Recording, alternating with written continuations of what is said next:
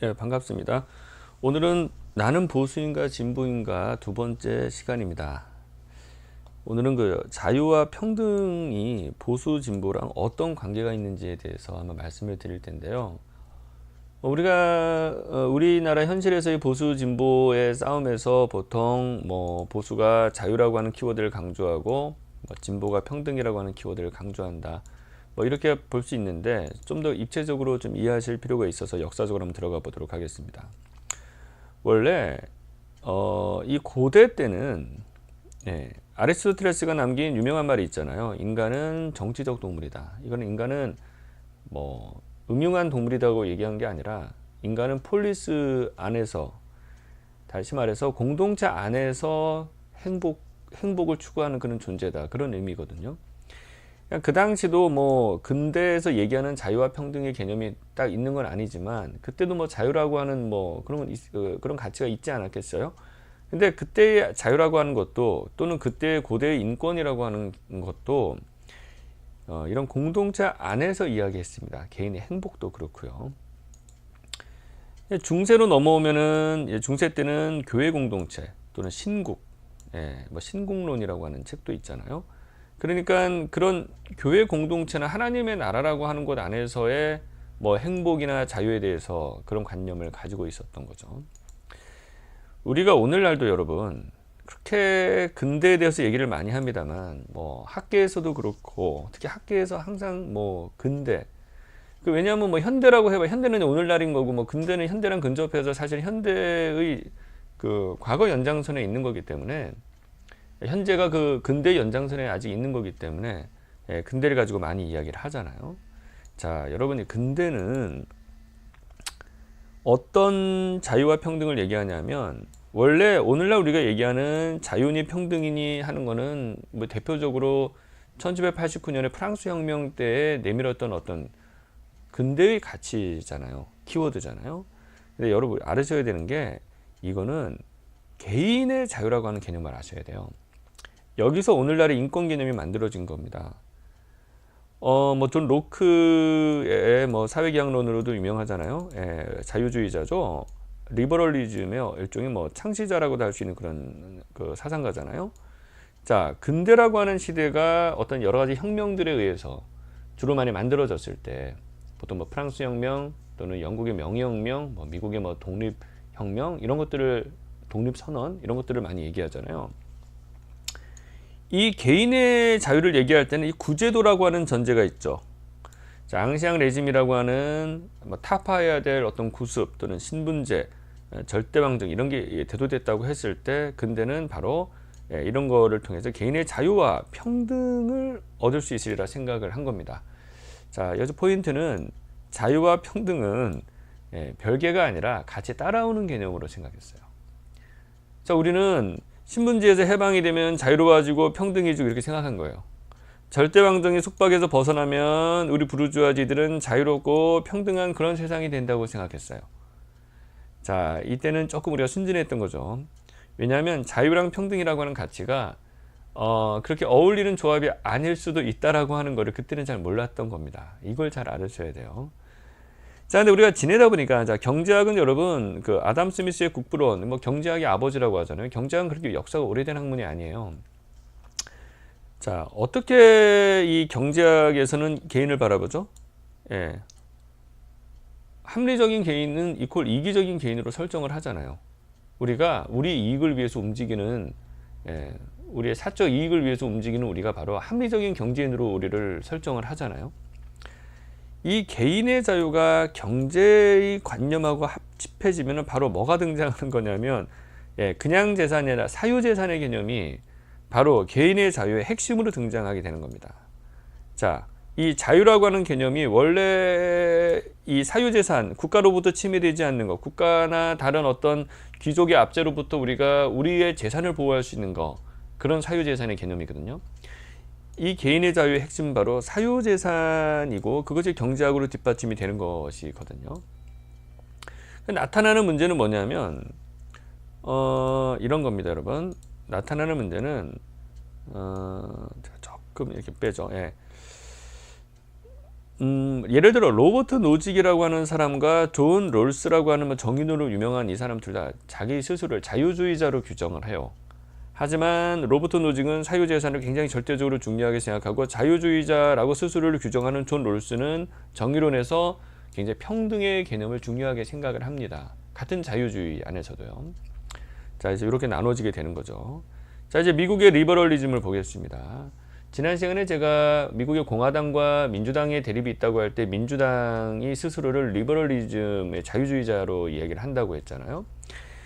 프로그레시브라고 하는 진보의 개념을 리버럴이란 말을 쓰고 있는 거는 앙시앙 레짐에서 근대에서 이 자유와 인권을 쟁취했었던 그 개념의 리버럴을 갖고 들어온 거예요.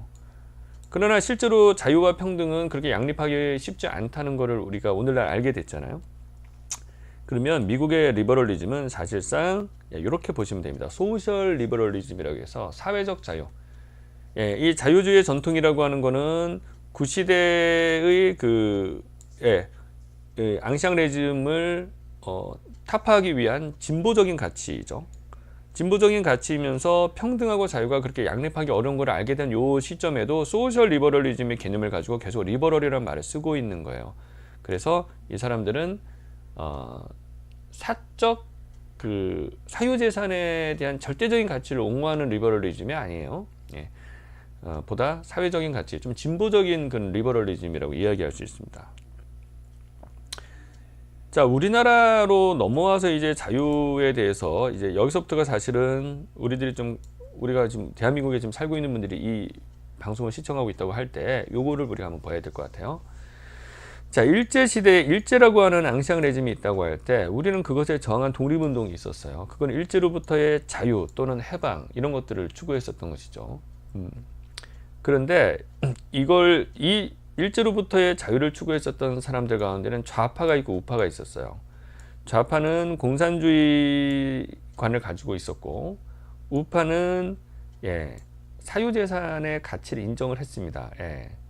그러니까 개인의 자유, 개인의 사적 소유의 자유, 이런 의미에서의 우파의 자유주의가 나오는 거예요. 좌파의 평등주의가 나오는 거고요.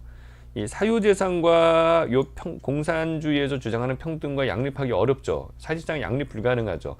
이러한 것들을 근대 프랑스 혁명 때는 같이 가는 건 줄 우리가 알았던 시절이 있었다고 얘기를 했었죠. 그러나 이렇게 현대사에서 이렇게 나눠진다는 점. 마찬가지로 갖고 들어와 보겠습니다. 우리는 예를 들어 이승만 독재?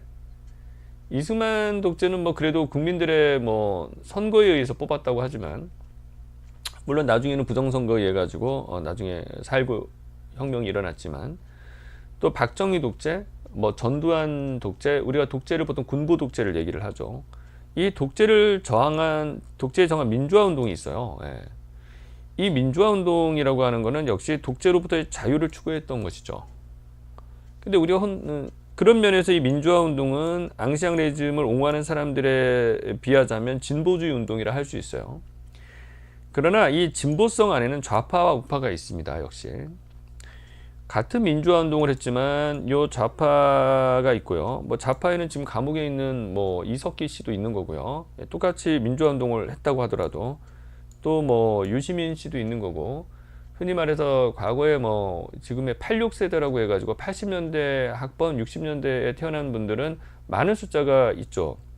1987년도에 직선제 민주화 운동을 했을 때 예를 들어 연세대 총학생회장이었던 우상호 씨, 이런 분들도 지금 국회의원으로 있고, 또 여러분들은 잘 아시는 분도 있고 모르실 수 있지만 자유한국당 안에도 많아요. 같은 민주화 운동을 했었던 심재철 국회 부의장, 이런 분들도 일종의 민주투사였죠. 김부겸 씨 다 유명하죠. 그런가 하면 노동운동 쪽에도 있죠. 대표적인 분들이 자유한국당의 이재호 씨라든지 김문수 씨, 이런 분들, 또 심상정 씨, 뭔가 여러분 느낌이 당이 다르니까 굉장히 다른 것처럼 보이지만 한 배를 탔던 사람, 노동운동 계열이 따로 있죠. 노동운동 계열 또는 주사파라고 해서 당시 또 김일성한테 충성을 맹세했던 사람들이 있어요. 그 사람들도 어쨌거나 이 독재에는 저항을 한 거죠. 그런데 그 독재의 결과는 결과로서 이 오늘날의 의제, 자 오늘날 옛날에 뭐 86제도도 생각이 많이 바뀌었습니다. 자 이때 오늘 북유럽식 사회민주주의를 많이 얘기하죠. 이거는 이제 공산주의가 현실적으로 안 된다는 걸 이제 알게 되니까 그럼 좋다, 이제 북한도 우리 이상적 모델이 아니라는 걸 이제 알게 되었고 당연히 그럼 이제 북유럽식 사회민주주의라도 대안으로 해야 되겠다, 이런 분들이 지금 이제 청와대라든지 지금 집권 여당이라 할 수 있습니다.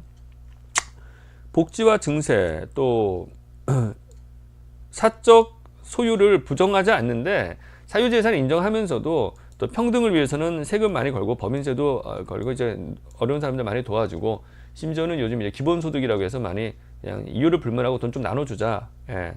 우리 같은 구성원들인데 충분히 우리가 그렇게 서로 같이 잘 공유경제하자. 뭐 이런 이야기들을 많이 하고 있는 거죠. 뭐 최저임금 올리는 거 다 마찬가지 개념들입니다. 자, 똑같이 민주화 운동을 했지만은 우파 계열들이 있죠. 뭐 대표적으로는 당시 민주화 투쟁을 했었던 때 뭐 김영삼 대통령의 계보, 뭐 오늘 뭐 김무성 의원이라든지 좀 자유한국당에도 꽤 있죠. 이분들이 요 민주화 운동을 했던 세력이죠. 그런데 한쪽은 이쪽으로 가 있고 한쪽 이쪽으로 가 있는 거예요. 같은 자유를 추구했지만 이 사람들은 사유재산의 가치라든지 이런 지금 오늘날 얘기하는 우파의 가치, 사유재산을 좀 지키려고 하는 거, 그리고 이제 또 평등을 강조하는 좌파들, 이렇게 나눠진다는 거를 우리가 이해를 하셔야 됩니다. 우리가 막연하게 보수 진보를 얘기하면, 특히나 박근혜 대통령 이후에 나타나는 지금 보수의 흐름을 보면은, 또는 5.18에 대해서 5.18의 민주화 운동의 측면을 부정하려고 하는 이것들을 보면, 이거는 어떤 개념이냐면 이 독재, 군부 독재 자체를 좋아해요. 이분들은 군부 독재 자체를 인정하고 요 세력을 싫어해요. 기본적으로. 다시 말해서 오늘날 우리가 우파 또는 자유한국당의 지지자들이라고 할 때는 그 안에는 어떤 사람들이 있냐면, 독재로부터 저항했던 요 개념을 인정하는 세력이 있고, 이걸 싫어하고 오히려 이 독재 자체를 좋아하는 세력들이 있어요. 굉장히 그 안에 불안정합니다. 우파 세력 안에는. 마치 그것이 박근혜 대통령의 탄핵에도 좀 영향이 있는데, 박근혜 탄핵을 대통령의 탄핵 인정하는 세력과 인정하지 않는 세력이 혼재되어 있어요. 통합이 안 됩니다. 그런 어떤 그 관점으로는요. 그래서 제가 내년도 총선에 대해서 예측한 바도 있잖아요.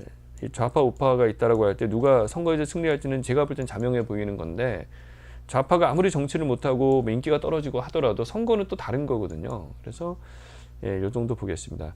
오늘 자유평등과 관련해서는 마무리하자면, 우리가 막연하게 자유는 보수고 평등의 키워드는 진보고, 그거는 우리가 좀 수준 높여야 됩니다. 그런 거는 우리가 조금 뭐 초등학생이나 초등학생 정도가 너 보수랑 진보가 뭔지 알아 할 때 하는 설명 방식이지, 우리가 그거를 지금 나이 먹고도 지금 그런 생각을 갖고 지금 사안을 바라보고 진보 보수 싸움하고 앉아 있으면 그 사회 코믹하게 흘러가게 되는 거죠. 자, 오늘 클립은 이 정도로 마무리하겠습니다.